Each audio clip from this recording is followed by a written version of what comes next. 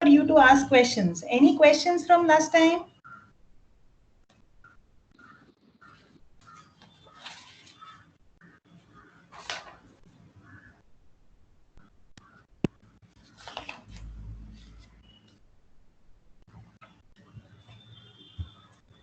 Comments, suggestions? Can you hear me? Can you all hear me? Yes, sir. Yes.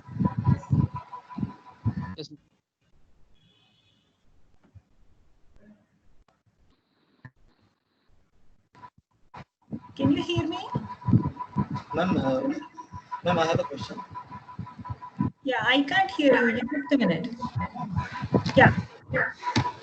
Ma'am, I was asking that about that assignment. Will I have to mail it to you, or will I have to submit it to Moodle? No, you have to submit on as a single PDF, not email me. Yeah, as it is written in the email that is sent across. You don't have to email the assignments to me. You have to submit the assignments in a single PDF file over Moodle. Okay. Yes. Okay, ma'am. Yes. Any other questions? Questions, comments, suggestions? Excuse me, ma'am. Yes, go ahead. Ma'am, I do have a question about the assignment. It's about the language of one of the questions. Yeah, go ahead, go ahead. Ma'am, the question number 12 was that if all the elements of S is less than all the elements of T, then find out the relation between supremum of S and infimum of T. Correct, correct. Was- S and P are two sets, okay? Ma'am, so in that kind of a question, do we only need to state the relation, or we also need to mathematically prove? You see, That I do relation. not write it. Any statement that you have to, you have to provide a logical argument to that. Yeah, so which means justify each and every step. Okay. Yeah, it's not a one-line answer, that, you just write this. You have to give me a Yes. reason, why or why not, for every statement that you make. Okay. Each and every statement that you make. Yeah, this is a good point. Thank you, Priyanshu, for raising this. I will write a separate email issuing this clarification. Yeah. See, because we as graders cannot sort of comprehend what is in your mind. Yeah, we can only sort of read what you have written. Yeah, so we can only grade you based on what you write and not what you intend to write. So justify every statement.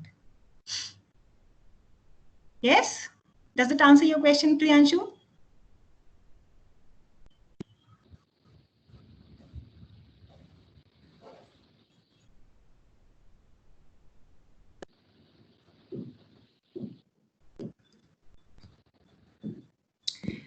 Is there another question from Tanmay?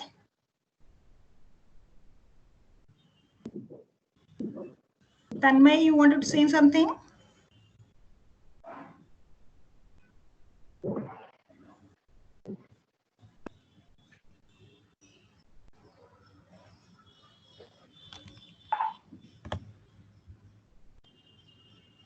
Any other question, comments, suggestions? I'll wait for a minute.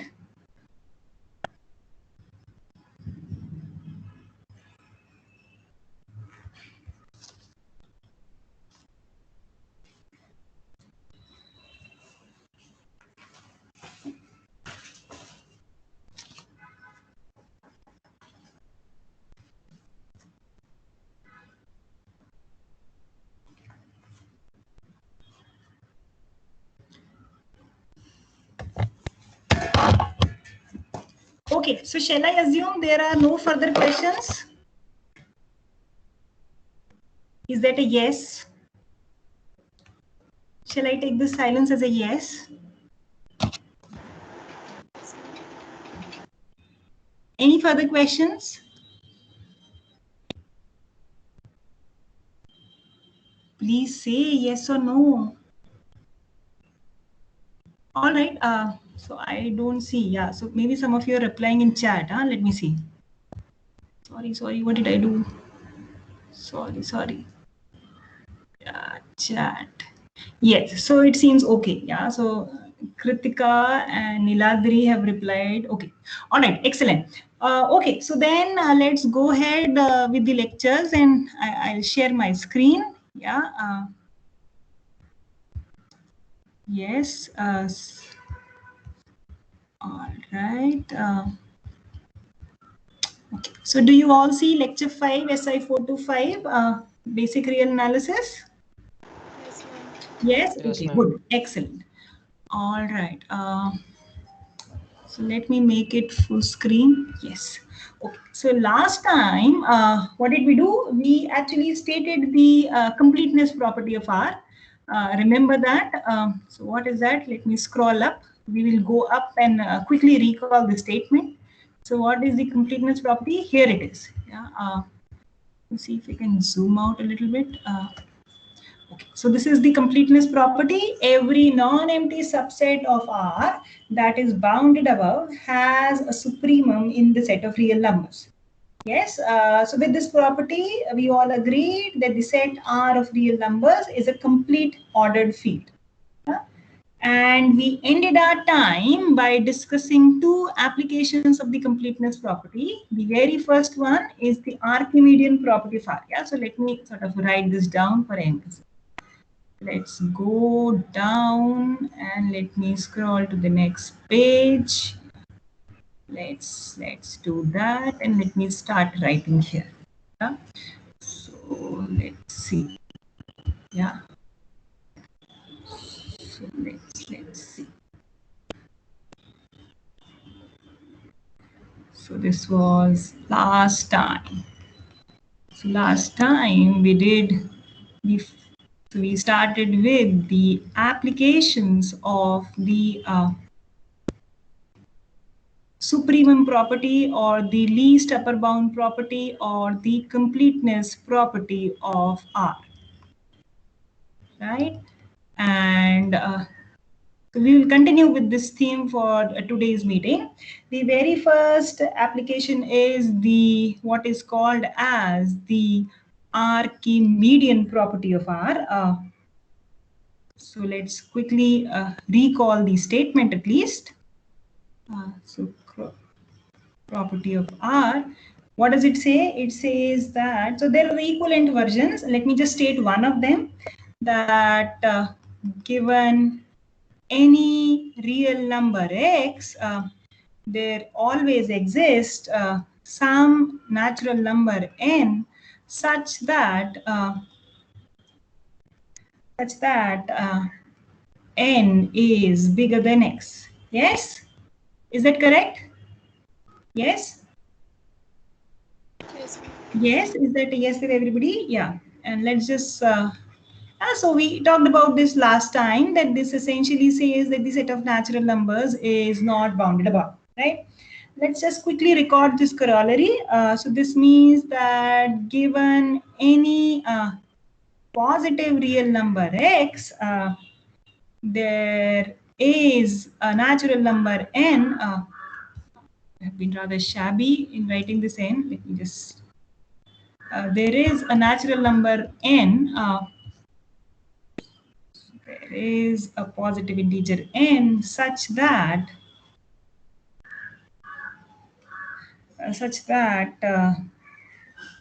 x is bigger than 1 by n. Yeah, it's the same thing rewritten like this. Yeah, sometimes it's useful to sort of appeal to this corollary. Okay, and so this was the very first application that we saw last time. Any questions in this? Any questions? Okay, I assume there are none. As I said before, any questions, please feel free to stop me. Yeah. And as the next application, we saw the following example, which was consider the set S given as reciprocal of so 1 by n, where n varies in the set of integers, and we showed that so we had already talked about the supremum for this set, once we understood the Archimedean property, we could also show that the infimum of this set is 0. Yeah. So here is an example of a set such that so S is non-empty, S is bounded, the infimum of S exists, but the infimum of S does not belong to the set S, right? So in general, what the completeness property says is that every non-empty subset of R which is bounded above has a supremum in R. Yeah. Likewise, you can also show that every non-empty subset of R which is bounded below has an infimum in R. But it does not say that the infimum belongs to this set. Yeah. So I'll just sort of highlight this point here. That please note that in this example, the infimum of S does not belongs to S. Surely it's a real number, but it does not belong to S. Yeah, is that okay? Is that a yes with everybody present here? Yes. Yeah, everybody with Yes, me ma'am. up till this point? Yes, ma'am.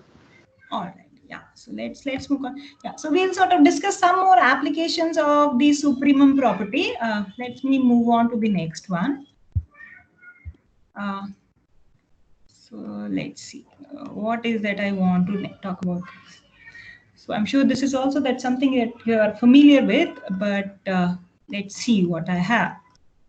So existence. So the next statement is about existence of the greatest integer function.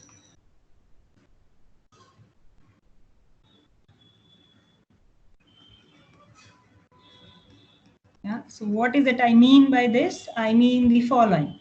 Yeah. So you give me a real number x. Let me call it x, and I'm going to show that there is. So there exists a unique integer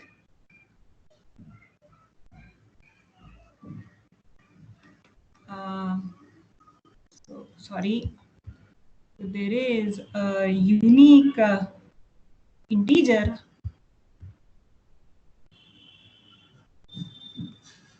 so let me label it by m. So this is the set of integers such that so x is sitting between the integers m and m plus 1. Yeah. And what if x is an integer itself? Then x is allowed to be equal to m. Yeah, x is bigger than or equal to m, but strictly less than m plus 1. Yes? Yeah. So it seems like a very trivial thing, but it turns out that the existence of this function. So what is this function? So let me just go on, complete this. So what is this function that I am talking about? So this, so you know, this integer m depends on x. Yeah. So x to m. So ideally, I should put a subscript here. Mx. This is a function. So each integer, I am associating a value. Yeah. So this unique integer m is denoted by the following notation. Yeah. And this is called as the greatest integer less than or equal to x.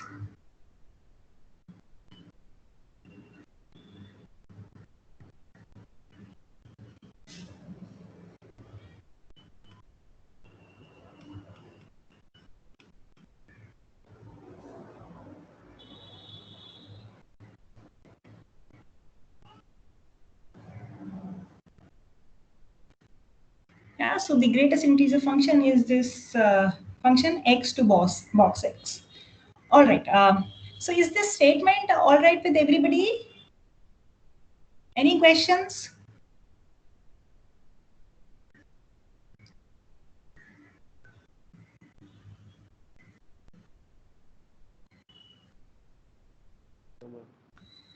Yeah, so I'll sort of write it here as a proposition. I'll label it as a proposition. Yeah. So given any real number, I am going to assert existence of an integer little m satisfying this this property. Yeah. Okay. So if there are no questions, let me sort of try to scribble the proof. Yeah. Okay. So what do? We are given x. Yeah, and I have, so x is a real number to start off with. X may or may not be an integer, right? So what do I do in order to get a hand on this little m satisfying this this condition? What do I do? I consider, so let's do this. Yeah, let's consider the following set. Which set? So I'm going to collect all integers satisfying the following thing. Yeah, so I'm going to collect all integers which are less than or equal to the given real number x. Yes, is that okay? Seems like a good point to start off with. Yes, yes. Okay. The first point is, yeah, question. Is there a question?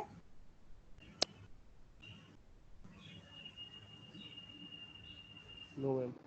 All right, so let's go. So the first point is that this set S is non-empty no matter what real number X is.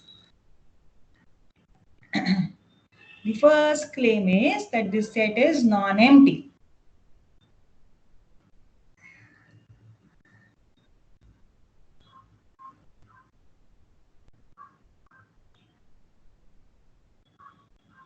So X is fixed here, yeah, and I say that no matter what real number X I choose, this set is always non-empty, yeah.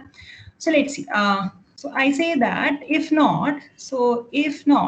if S is the empty set, then what does it mean?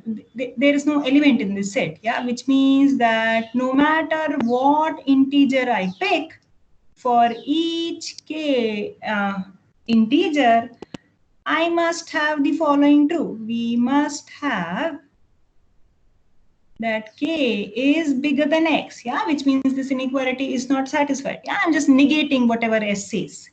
Correct? Yeah. So what is it saying? It is saying now x is fixed and k is varying over the set of integers here. Yeah. So let me write it down one more time. So this is exactly saying that. So let me write it like this. This is true for all k in the set of integers. Yeah, so what does it say? Saying this in different words, this is saying that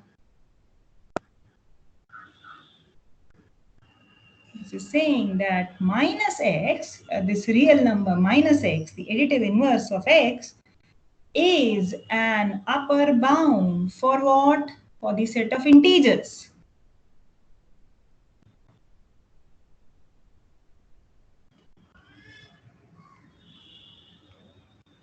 Correct? Everybody with me up till this point? Yes, ma'am. Yes? Now we showed that the set of natural numbers cannot be bounded above, right? That's the statement of the Archimedean property. But the set of natural numbers is sitting inside the set of integers, right? So if the set of integers has an upper bound, so does the set of natural numbers. This cannot happen. Yeah, this contradicts the Archimedean property. So let's write that down. This contradicts the Archimedean property.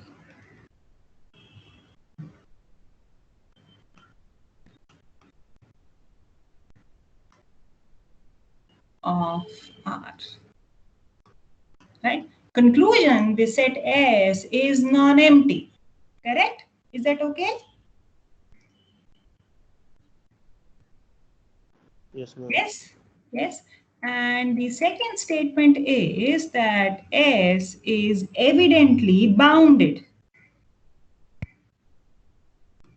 So it is bounded above. All that I need is that it is bounded above by little x, yeah, little x is an upper bound for this set, right? So I have a non-empty set which is bounded above, and I am going to apply the supremum property of R, which will say that this set S has a supremum in the set R of real numbers, right? Yes? Is that okay? So let's write that down. This is saying it follows from the completeness property of R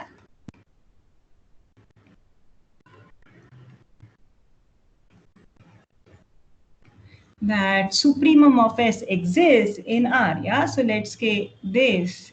So let's call it alpha. This is the supremum of X exists. Right? Is that okay? Everybody with me? Yes, ma'am. Yes, ma'am. Yes. So this alpha is a real number, right? So nowhere it is asserted that alpha belongs to S. In particular, alpha may not be an integer. Correct? Yeah, remember what is our goal? Our goal is to find an integer n satisfying this. What that m should be at most as big as x and m plus 1. So x lies between m and m plus 1, right? So what have we found? We looked at this set S in order to sort of isolate little m. We looked at this set. So S is set S. And so far, what we have concluded is that the supremum of S exists. We have called it alpha. Now, alpha may not belong to this set S. Alpha may not be an integer, but I want an integer here, right? So what do? You fiddle around a little bit, yeah? So given this alpha, so what is alpha? Alpha is the least upper bound of the set S. Let me look at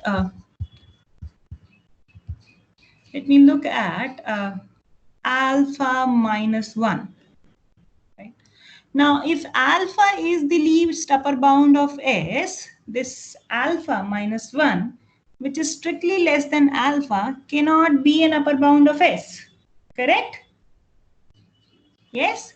Which means that there must exist some element in the set S. Sorry, I wanted to write down belongs to.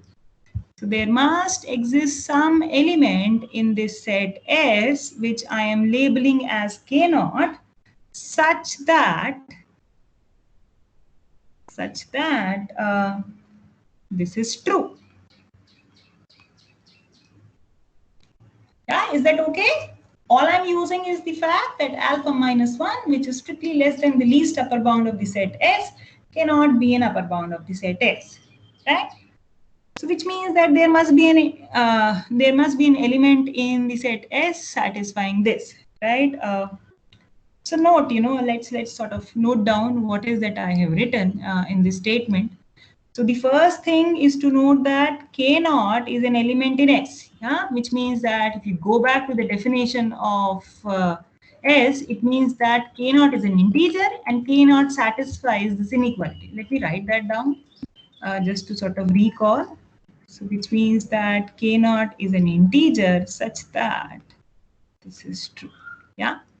And what does this mean? Yeah, so this is, I'm just writing it one more time. Alpha is less than K naught plus 1, right?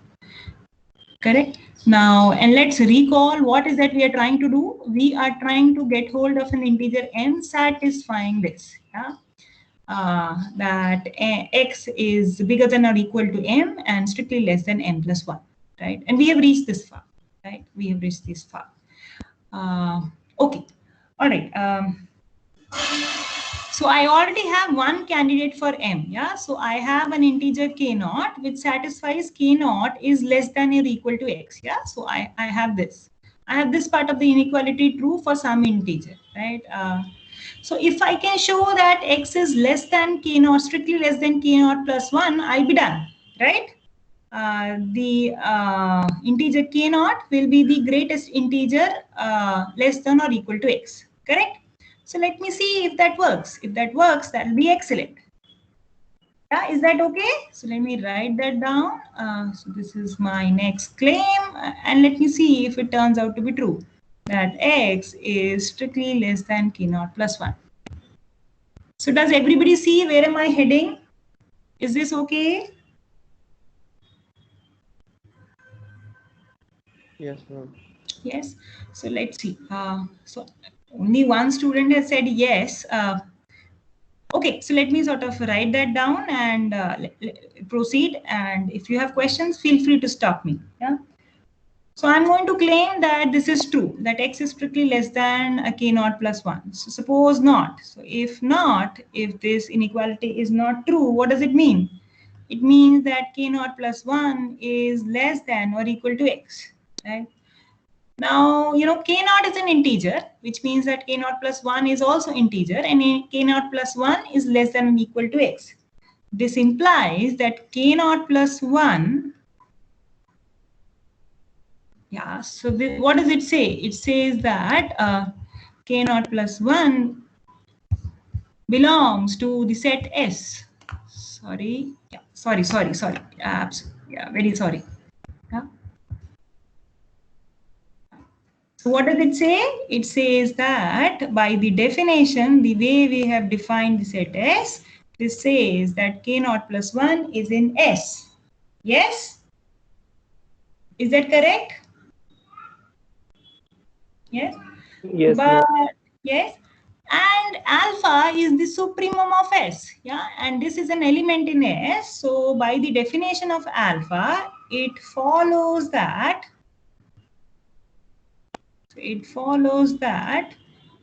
k naught plus 1 will be less than or equal to alpha. Yeah, alpha is an upper bound of the set S. So this will be true. Yes.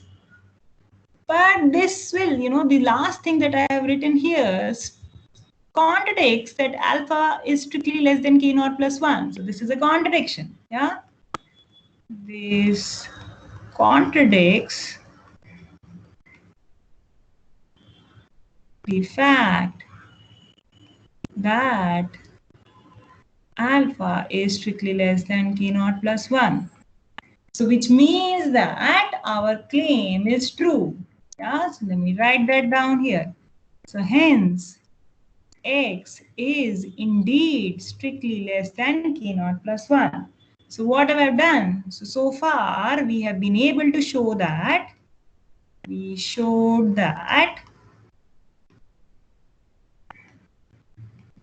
I have an integer k naught such that this is true.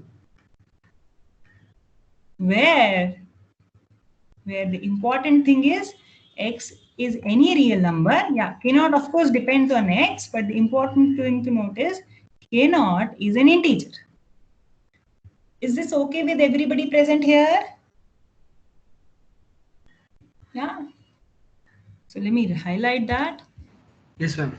Yeah, so conclusion of all of this discussion is that k naught is the greatest integer function less than or equal to x. This is exactly what we have been looking for. Yes, is that okay with everybody present here? Yes, ma'am. Yes. So, if I go back to the statement of the proposition, which is here, I made the statement that there exists a unique integer m satisfying this. So I have so far shown the existence part of it. Can I leave the uniqueness part for you to work it out as an exercise? Is that okay? Do you want to try it? Yes, ma'am. Yeah, I will write that as an exercise. Yeah, so so the next claim is that this is unique. Yeah, so I will write it as an exercise. So once you have shown this, the proof ends. Yeah? Any questions? Is this okay with everybody present here? I'll sort of leave it here just in case somebody wants to ask something.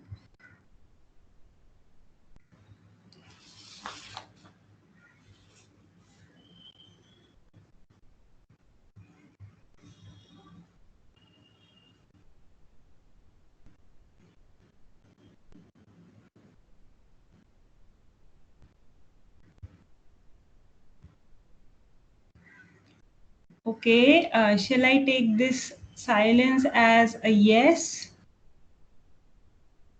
Yes, ma'am. Yes. Yes, Is that ma'am. okay? All right. So let's move on. Yeah. Let's move on to the next thing. So what was this? This was number 3, right? This was the third application of the supremum property. I like to discuss one more.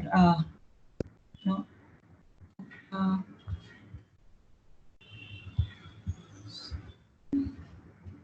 So the fourth application of the uniqueness property.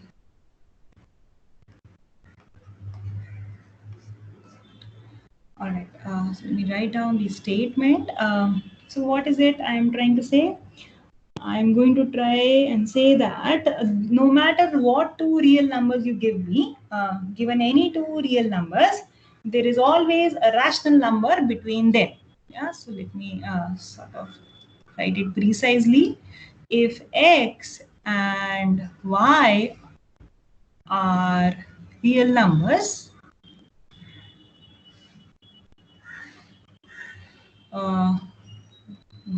so I want x and y to be distinct. Yeah, then there exists a rational number r between x and y.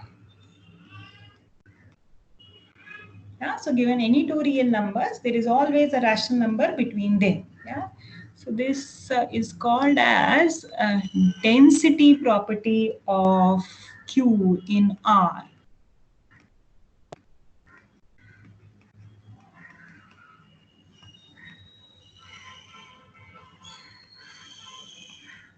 Yeah, so this is saying that the set of rational numbers is dense in R. Yeah, Q is dense in R. I will, so we will sort of get to this nomenclature about why is it density property little later in the course. For now, let's be content with this. So I'll sort of write it again as a proposition.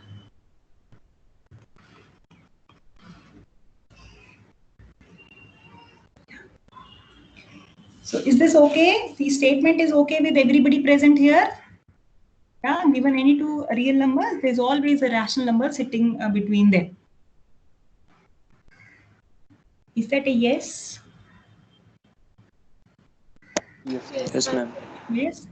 Okay. All right. So if yeah, there's a question.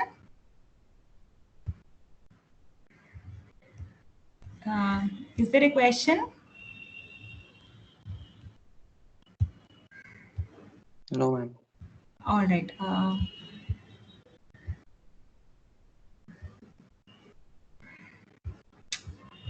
Okay. Let's see. Okay. Let me go back to the slide. All right. Okay. So let me try and scribble a proof. Let's see. Let's try that. Yeah. So I will write it as idea of proof of the density property. Okay. So suppose that, so how would we sort of go about proving something like this? Yeah, let's try to assume. So suppose that there is, so I'm not proving it, I'm trying to prove it, I'm trying to sort of fiddle around. Yeah, so suppose that there is indeed a rational number between x and y. Yeah, so R is rational, meaning I can write it as a quotient of two integers, right? So I'm calling them m and n. M and n are both integers, and without loss of generality, I can assume n to be positive. I can always do that. right? So what is that I have to do? My goal is to find m and n such that this is true. Yeah, this inequality holds, right? Now n I have made sure that is positive, so which means that the inequality that I wrote above is equivalent to saying the following is holds true, right? I have to find m and n such integers such that this inequality holds true, right? So in other words, given two real numbers nx and ny, yeah, so let me draw something. So this is my real line. Let's mark this point as n times x, this point as n times y. I have to find an integer between both of them, right? So how do I go about it? So let's make this observation. So I say that I'm going to look at this interval nx to ny, and I'm going to say that let's look at this. So what is this? Ny minus nx. I'm going to look at this interval and say that if the length of this interval, which interval? Nx to ny, this interval is bigger than 1, which means that if this quantity is bigger than 1, then this interval nx to ny certainly has an integer in it.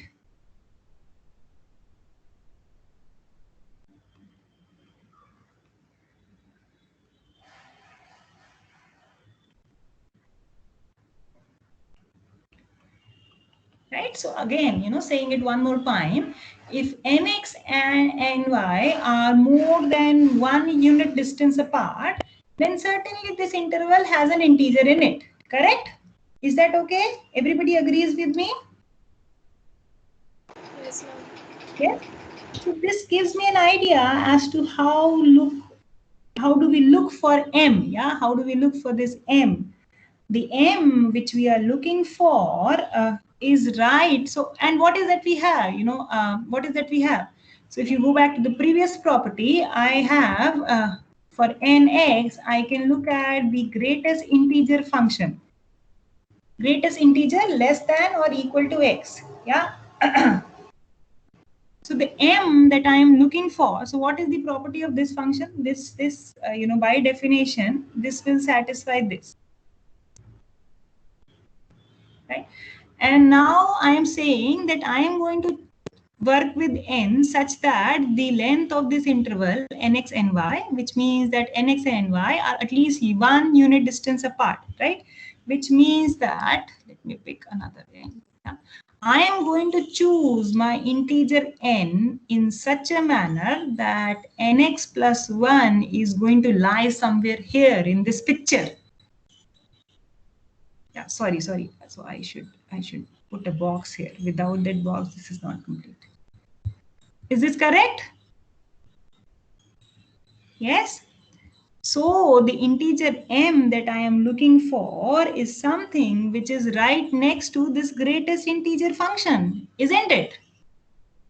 This greatest integer function, this by definition is less than or equal to nx plus 1. So so the greatest integer function lies somewhere here. Is this correct? Yeah, so let me sort of point it out. So if I look at this thing here, so what is this? Let me mark with a different color. Which color do I use? Blue. Yeah. So I'm going to use blue. And what is that I have? I have this. Is this okay? Does everybody see this? Yes, ma'am. Yes? Yeah. By definition, this number, and this is an integer, yeah? This is greatest integer less than or equal to nx plus 1 will be an integer, and this will satisfy. So all I'm trying to say is that if we choose n appropriately, then m equal to the greatest integer function of less than or equal to x plus 1 works. Yes? And how should we choose n? So there are two parameters here to be chosen, m and n. N should be chosen such that nx and ny are at least 1 unit distance apart, which means that this inequality is satisfied. And once you have chosen n, then it seems like then this particular choice of m would do the job, as this picture suggests. Is that correct? Is everybody with me? Hello, ma'am. Ma'am, Yeah, go ahead. Tell me. You just said that nx and ny are at least 1 unit distance apart, so we No, I cannot did use not say ny that minus. Sorry, yeah. Go ahead. Complete your question and then I will answer it. Yeah, please. Sorry to interrupt. Ma'am, we cannot use ny minus nx greater than or equal to 1. See, I'll come to that a little later. Yeah. What if they are exactly 1 unit distance apart? I'll come to that a little later. Yeah. Okay. ma'am, I could not understand after you defined the inequality. Ma'am, Which after that I inequality? just lost. Which Ma'am, inequality? that greatest integer of nx is less than or equal to nx is less than So greatest what I've integer of written n. is red makes sense to you? Yes, ma'am, the inequality makes sense. After Okay. that, But why am I choosing m like this is what you are asking? yes, ma'am. Yes, ma'am. Okay, yeah, so let me try to say one more time. So the first thing is we have to choose two things here, m and n. I am saying that one way to go about it is that choose n such that this inequality is satisfied, which would guarantee that nx and ny are 1 unit distance apart, which means that there is certainly an integer between them, nx and ny, right? Now the goal is to find out what this integer m is, right? Now one candidate is, I am saying that one candidate is to look for the greatest integer function, greatest integer less than or equal to nx. Now, by definition, the greatest integer less than or equal to nx will satisfy this inequality, the one I have written in red. Yeah, I forgot this box here, so I put it in green, but this is what I meant, right? So, if you look at this picture here, then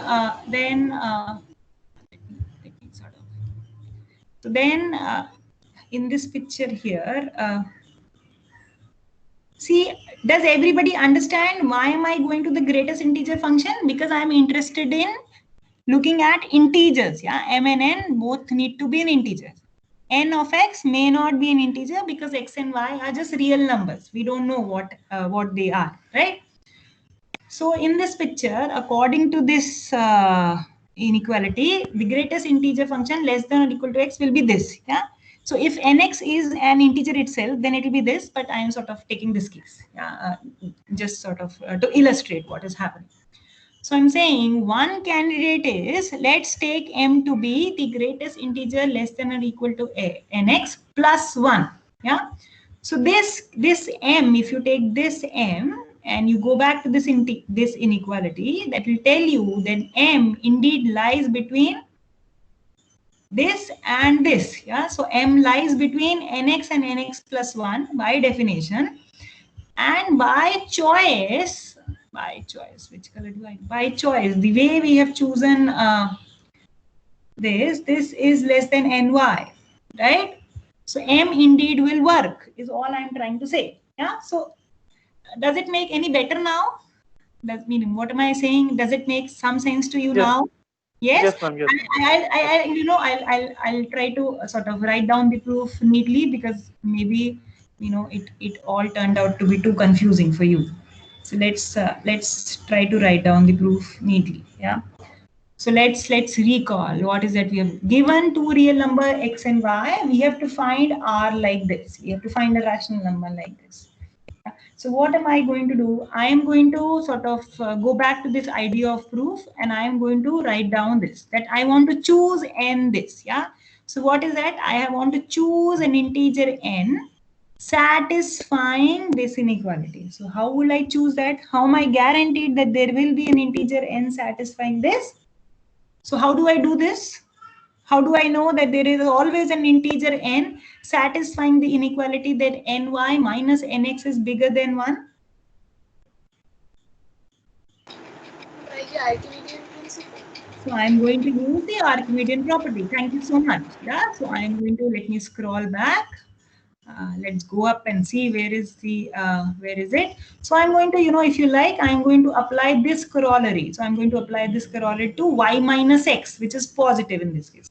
So given y minus x, there is a natural number satisfying y minus x is bigger than 1 by n. And that particular n will actually work here. Yeah. So let me write that down. So I will begin my proof by saying that use the Archimedean property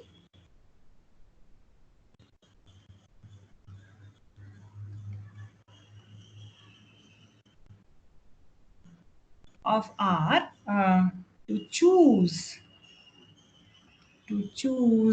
little n, a natural number satisfying the following, satisfying n times y minus x is bigger than 1. Yeah, I hope with this idea of the proof that I just scribbled above, it makes sense as to why am I choosing n like this. Is this okay?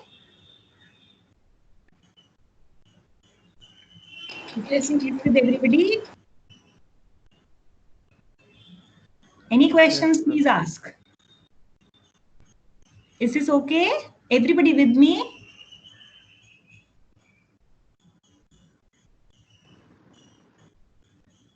Yes, ma'am. All right. Okay. Yes, Now, ma'am. once I have chosen nx, let's consider. Let us consider the greatest integer less than or equal to nx. Yeah. So I'm going to look at the following thing. Yeah. So this by definition satisfies this. Right. Okay.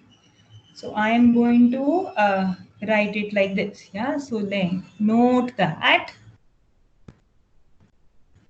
So let's make the following observation. So what am I going to say?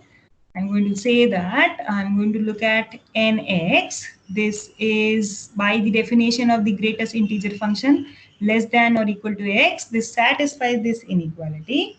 Now, again, I'm going to apply the inequality above. The greatest integer function of x is less than or equal to nx, which means that if I sum with both sides, then it satisfies this.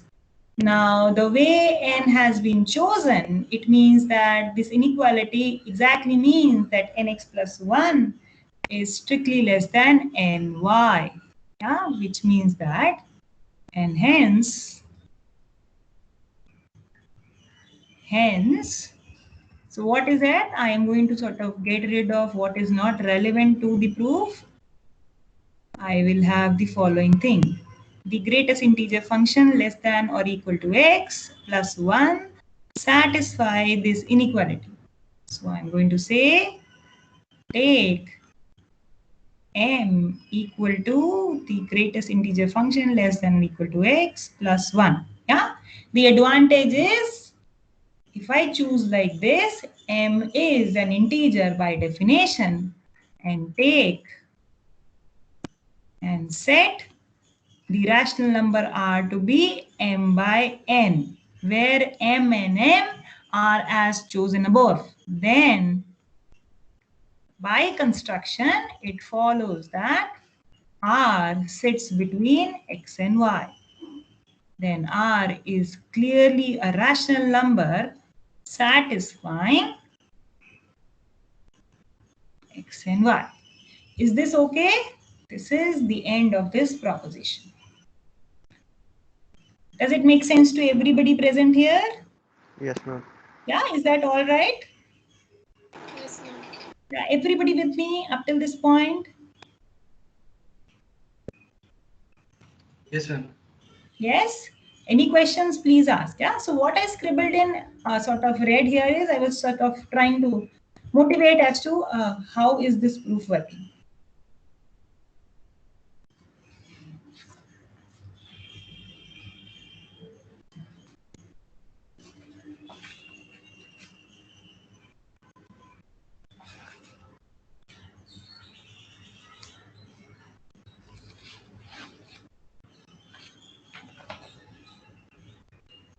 Okay.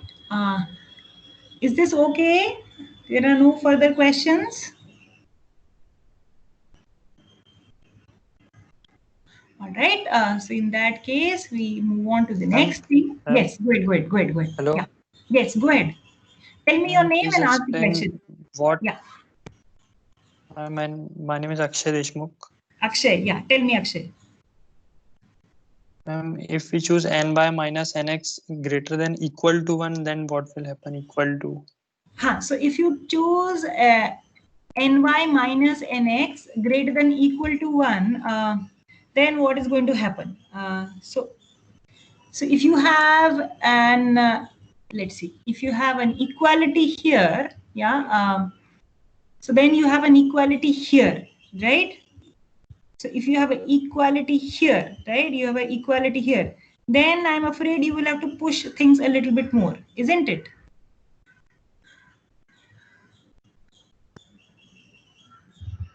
Yes, ma'am. Yes, is that okay? Okay, ma'am. Yeah, fiddle around a little bit. This is just one way of working with the proof. You may have to, let's say, work with not the greatest integer function of nx less than 1. You may want to work with, something greatest integer function less than or equal to ny minus 1 or something. Yeah, that might be another approach that might work. Yeah, it's just sort of something Okay. we need to explore. Yes, there's just one way to go about it. Yes. All right. Yeah, Akshay, is that okay? Please try. Yeah, I'll be happy Yes, to ma'am. hear from you. Yeah. Okay, ma'am. Thank you.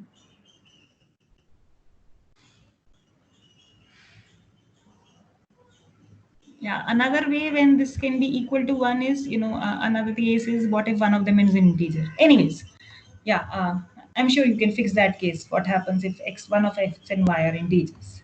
Anyways, okay, anything else?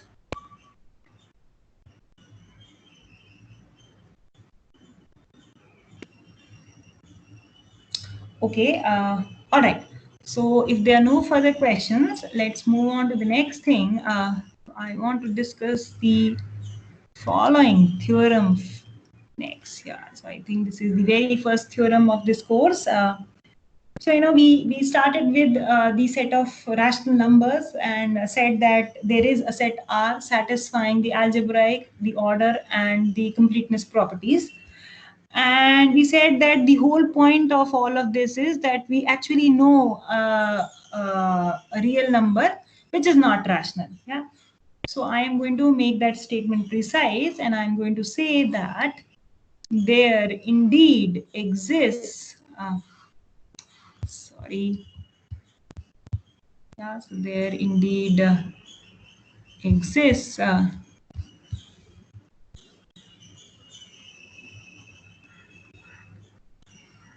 A positive real number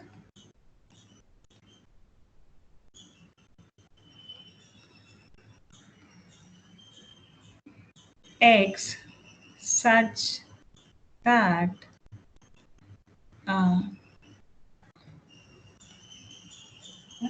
so there is a positive real number x whose square is 2. Remember in the very first meeting that we had, we showed that there is no rational number x whose square is 2. Yeah, is that okay? Yeah, the statement I think is okay with everybody. Yes, ma'am. Yes. So let's try to fix the proof to the statement. Proof. All right. So in order to prove that, let's consider the following set. Yeah. So how do I define this set as? I am going to consider all real numbers s which are positive. I'm also going to allow zeros which are bigger or equal to 0 and whose square is strictly less than 2. I'm going to look at this set. Yes. Again, I'm going to assert that this set is non-empty. Yeah. So why is this set non-empty?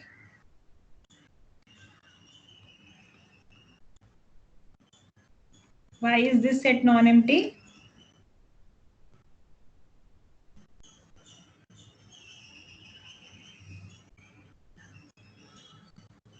Why is this set non-empty? Yeah. Ma'am, because then minus s square would be greater than minus 2. Okay. And then we simply use the Archimedean property upon all the integers below minus 2. So that won't hold, I guess. Well, there are no integers here. I'm taking this set as the subset of real numbers. Oh, So, ma'am, why one will satisfy this? Yeah, you have to just say that 1 is an element in this set, right? That's all. Yes? Okay. The next statement is, Okay. yeah, is that okay? That S is bounded above. So why is this set bounded above? Why is this set bounded above? S square is less than 2. 2 is an Louder, upper bound. please. Yeah. 2 is an upper bound of the set. Because 2 is an upper bound. Yeah, excellent. Yes, thank you so much. So I'll just write it down. 2 is an upper bound for this set.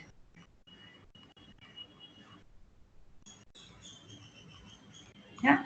So here I have a non-empty subset of R which is bounded above. Then by the completeness property of R, the set S has a supremum in R. Yeah, and I'm going to call that a supremum as alpha. Yeah. So let me write it down. By the completeness property of R,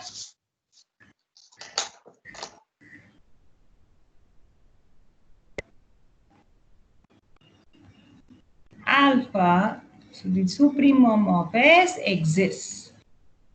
So let me say exists. All right. Okay. So, you know, 1 is an element in S, something to be noted down. And alpha is the supremum of S. So we just note down that alpha has to be at least as big as 1. Right. Now, so let's look at alpha and let's look at the square of alpha square. So if I compare the numbers alpha square and 2 by the order properties of R, there are exactly 3 possibilities. Either alpha square is 2, either alpha square is strictly less than 2, or alpha square is strictly bigger than 2. I'm going to show that, we are going to show that. So next, I am going to make this following claim. We show that alpha square is 2 by showing that the other 2 possibilities are ruled out. That cannot happen. By showing that the other 2 possibilities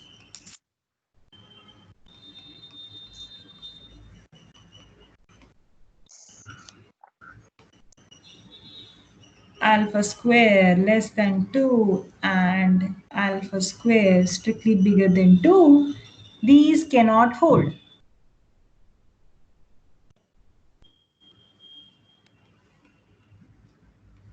Yeah, is that okay? Yeah, so I constructed this set S, showed that the supremum of S exists, and I'm going to show that the supremum of this set is going to satisfy alpha square equal to 2. And that's what I am looking for. Yeah. So the completeness property says that there is indeed a supremum of S exists. This is some real number. And furthermore, I am going to show that alpha square satisfies this. So I'll be done. Is that okay? yes, ma'am. Yeah, is that okay? Yes. Yeah, sounds like a plan. So, you know, let's take up both of them one by one. Yeah, so let's. So suppose that if possible, assume for now that alpha square is strictly less than 2. Yeah, and somehow we will try to arrive at a contradiction, correct? In order to show that this cannot be the case. Now, what is the only thing that I know? The only thing that I know is the alpha is the supremum of S. So that's all I can contradict. So remember the definition of the supremum, there are two parts to it. One, alpha is an upper bound, and two, alpha is the least upper bound. If there is any other upper bound for the set S, alpha is, that upper bound has to be at least as big as alpha. Yeah. Okay. So, so over here, so how do I rule this out? So I make the following claim. We will show that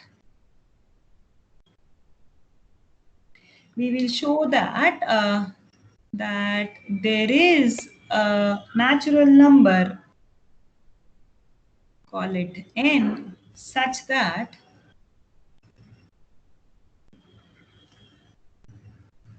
alpha plus 1 by n, such that alpha plus 1 by n belongs to the set S.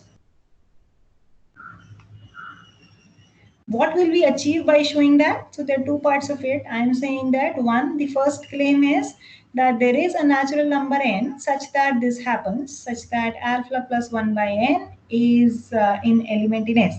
Suppose I am able to verify this claim. Suppose I am able to demonstrate to you that there is indeed an n satisfying this. Then I say that this cannot happen. This is a contradiction. Why? Because this is something which is strictly bigger than alpha, correct? Alpha plus 1 by n, correct? I am saying that this cannot happen because alpha is the supremum of S. In particular, alpha is an upper bound for S. So anything bigger than alpha cannot be in S. Yes?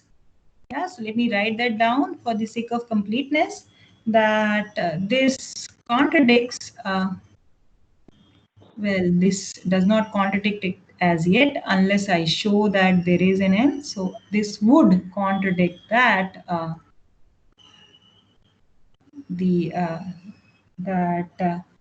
alpha is an upper bound for S.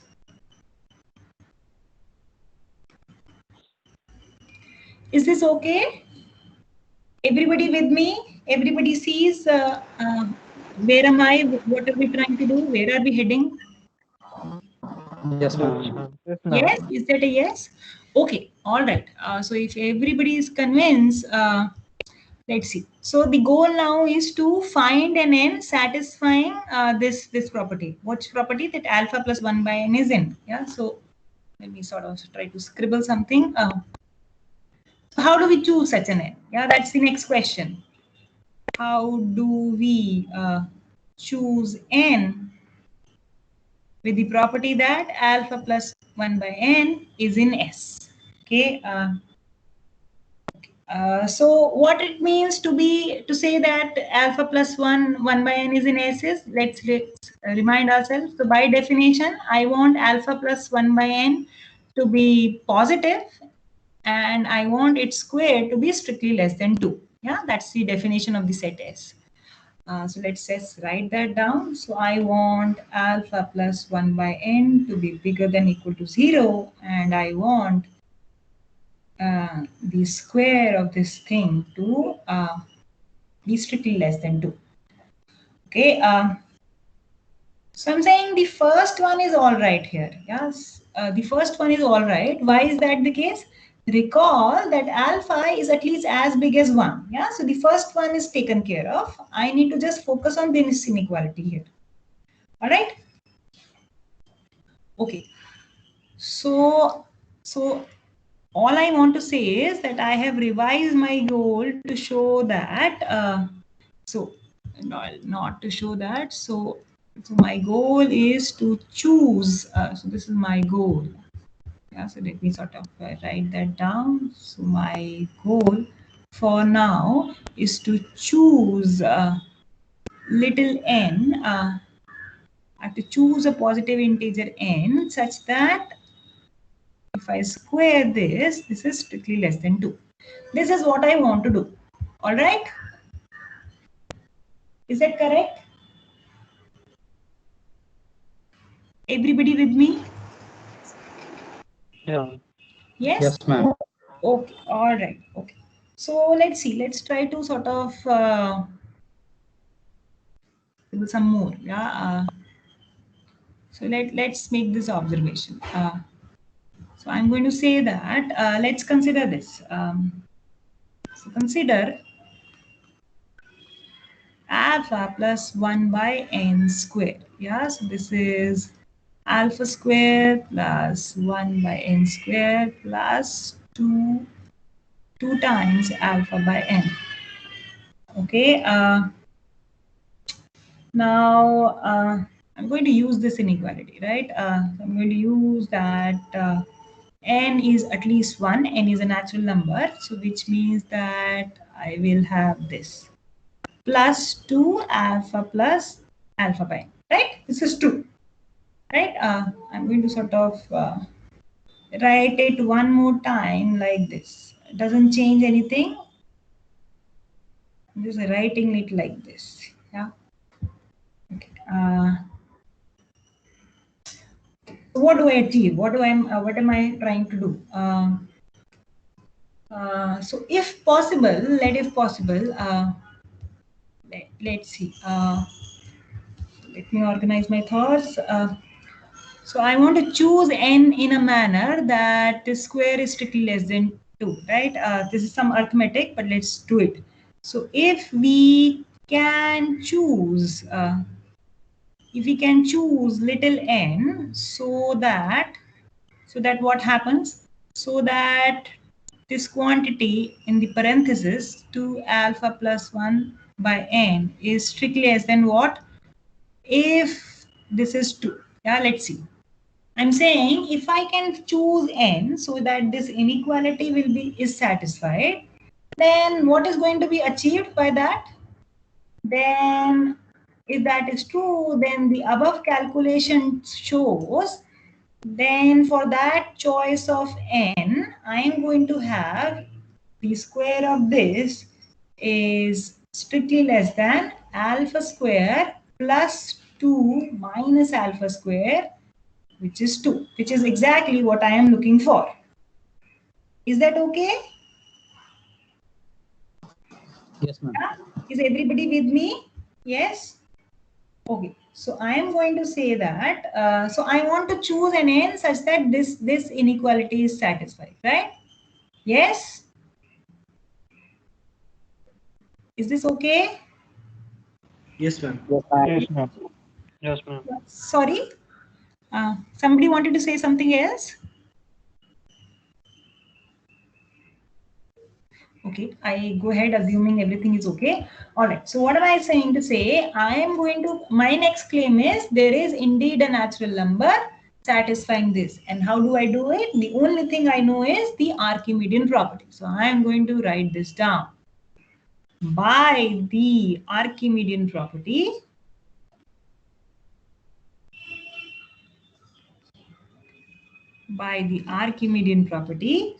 there is indeed a natural number. I'm going to call it n naught, such that what happens? Such that we are used to writing it like this. So let me write it like this. So once alpha is fixed, I'm going to consider this real number 2 minus alpha square by 2 alpha plus 1. Archimedean property gives me a natural number n naught satisfying this. Then the above calculation shows that for this choice of n naught, which is a natural number, what do I have? Alpha plus 1 by n naught square is strictly less than 2, which implies that, and hence alpha plus 1 by n naught indeed belongs to S. Now this is in contradiction since alpha is the supremum of S. This contradicts the fact that alpha is the supremum of S. In particular, what I am using here is that alpha is an upper bound for S, right? Hence, L squared cannot less than 2 cannot hold. Is that okay with everybody present here?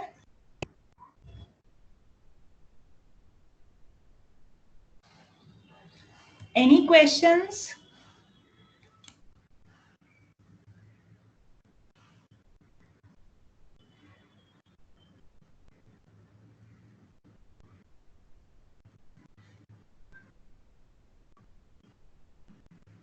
So if there are no questions, then I'm going to ask you a question. Either you ask or I ask.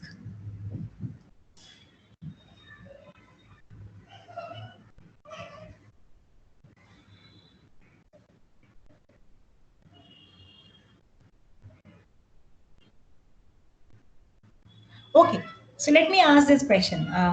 All right, so we ran through this proof, right?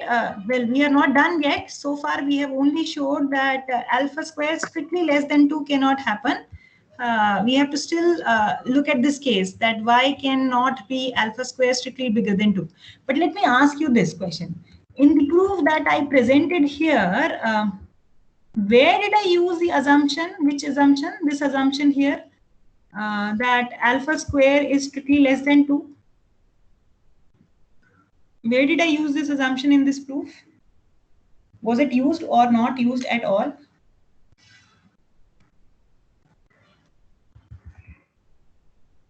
And it was used when we choose 2 alpha plus 1 upon n is less than 2 minus alpha square.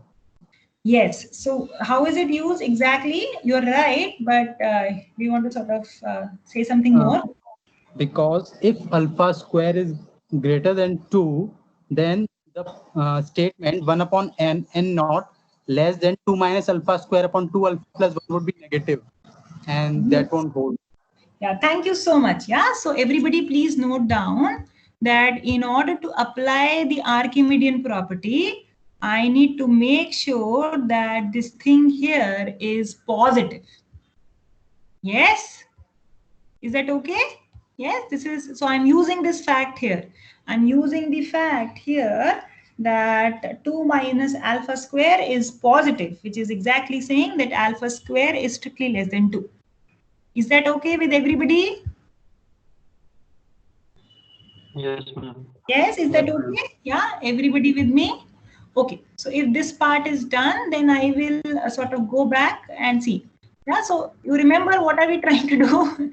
Yeah, so there exists a positive real number x such that x square equal to 2. This is what we have set out to prove. In order to do that, we considered a set like this.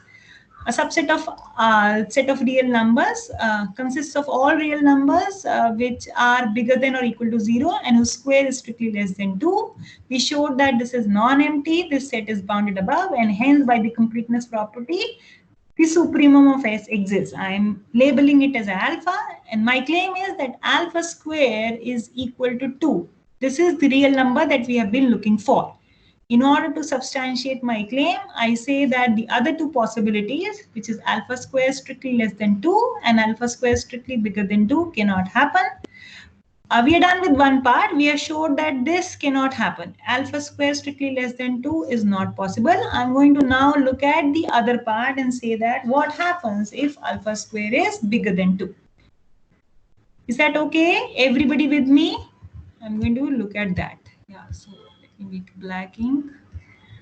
Yeah, so let's see. So assume that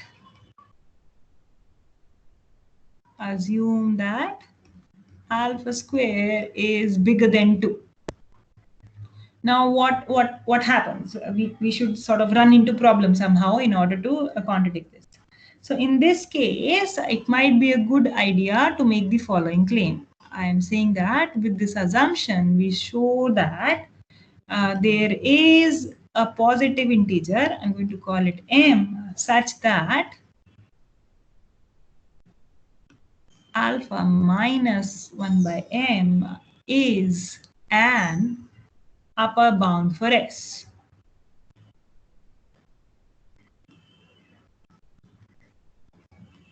Yeah. Again, this is a contradiction because alpha is the supremum of S, the least upper bound. So clearly anything less than that cannot be an upper bound. So this will lead us to a contradiction. Yeah, is this okay? Does it seem like a good idea? Yes, ma'am. Yeah, so let's see. So what is that we have to do? I have to find an M satisfying this thing that alpha minus 1 by M is an upper bound for S. Okay, so let's do this. So what does it mean to say that alpha minus 1 by M is an upper bound for S? I have to show that for every element in S, alpha minus 1 by M is bigger than equal to S for every element of S. Yeah. Okay. So let's see. Let's try to sort of do some calculation, do some arithmetic, and then we will sort of backtrack. Yeah. So to find such an M, let's consider the following. Yeah. Let's look at the square of this number. This is minus 2 times alpha by M, right? So 1 plus M, 1 by M square is always positive. I'm going to ignore that. This inequality is always satisfied, right? And I'm going to do this. So this means that this implies that, sorry, I didn't mean to put a square here. So the square is outside. So this means that if I subtract 2 from both sides, the inequality still remains true, right?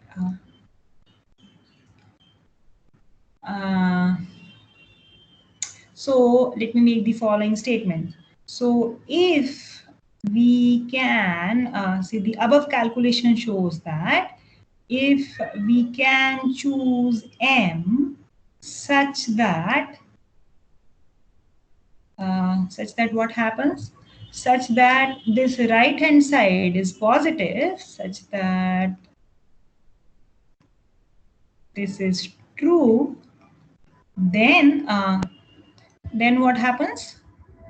Then for this particular choice of M, this will be the case, right?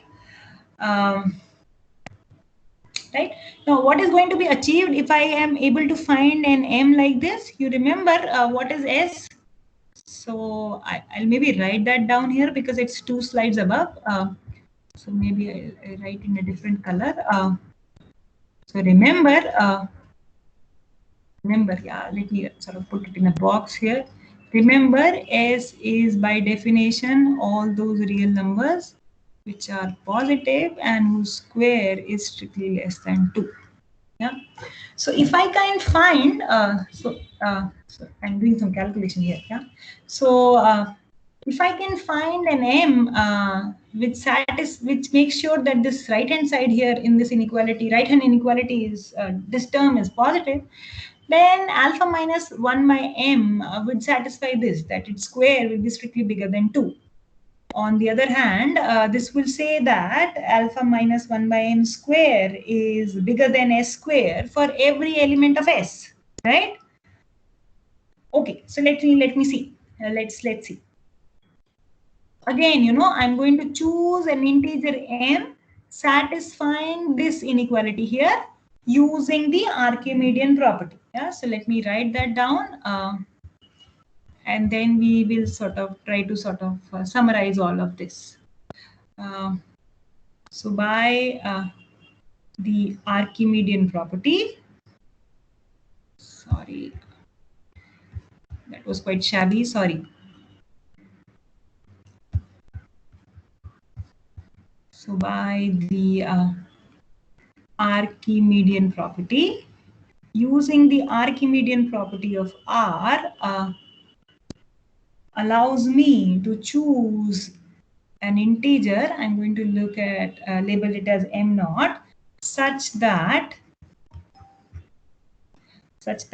1 by M naught is strictly less than alpha square minus 2 by 2 alpha. Yeah. So this is exactly saying that m naught satisfies this, that alpha square minus 2 alpha by m naught minus 2 is positive. So, in view of the calculations that we did this, for this choice of m naught, what do we have? We have that as shown above, alpha minus 1 by m naught, the square of this quantity is strictly bigger than 2. Yeah, which means that the way the set S is defined, this is exactly saying that S square is less than 2 is less than alpha minus 1 by m naught square, and this is true for every element in S. Yeah, so these are both positive numbers, so S is less than alpha minus 1 by m naught, and this is true for every element in S. This is another way of saying, this is not another way of saying, this is exactly saying that alpha minus 1 by m naught is an upper bound for S. Right? And this is a contradiction to the fact that alpha is the least upper bound for S. This contradicts the fact that alpha is the least upper bound for S. So this means that the assumption, which one, alpha square bigger than 2 cannot hold. Mind you, as before, we have used that here in order to assert that alpha square minus 2 is positive. Yeah? And which leaves the only possibility as alpha square equal to 2. Is that all right with everybody present here? Got it. Questions?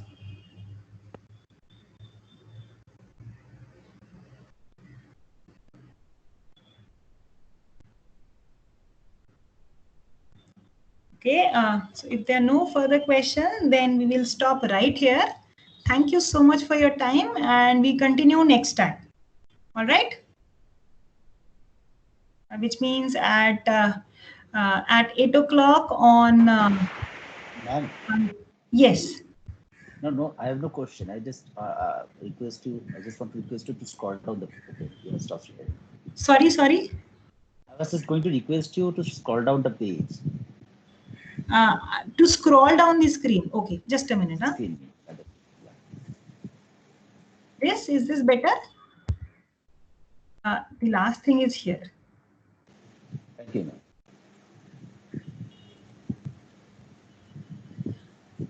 So another thing that I want to discuss you is talk to you is all of you. I request you to please try problems from assignment 1. We will discuss that. Any question that you may have on the tutorial due on Thursday morning, coming Thursday morning. Yes, I will maybe also write down a separate email for that. So if there are no further questions, shall we stop for now? Okay, ma'am. Yeah, so how do I stop sharing my screen? So stop sharing. Yeah, no questions? All right, so then thank you so much for your time and have a good day. Thank you, ma'am. Thank you, ma'am.